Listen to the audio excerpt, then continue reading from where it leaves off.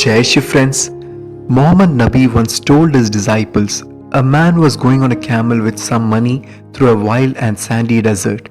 In the middle of this desert, a thief blocks his way and asks the man to give all he had. The man gave everything away, and at the end he even asked the thief, "Do you want the camel too?" And readily he gave even that and walked happily through that bleak desert.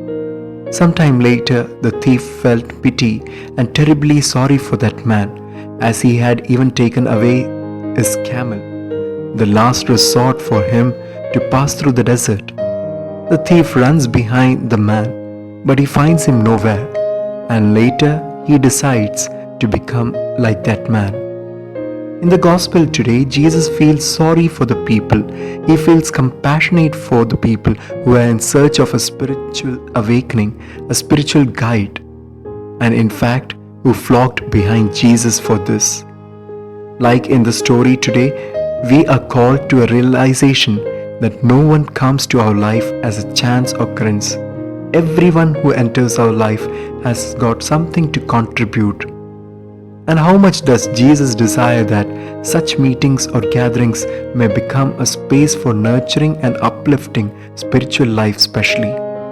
We are called to get transformed and transform others through our life. Jesus traveled everywhere, throughout the cities, villages, synagogues, mountains, riversides, homes and fields, preaching, teaching and healing all whom he met on his way, without any discrimination. Do my presence make others comfortable? Do they feel spiritually enriched or weakened? Today, we celebrate the feast of two great saints, Zechariah and Elizabeth, whose presence people enjoyed. And this is why we see in the Gospel when Elizabeth gave birth to John, her neighbors and kinsfolk heard that the Lord had shown great mercy to her, and they rejoiced with her. St. Luke chapter 1 verse 58. In fact, two graceful people who labored earnestly in the service of the Lord, cheerfully and putting their trust in God. And that labor bore one of the best fruit in God's garden.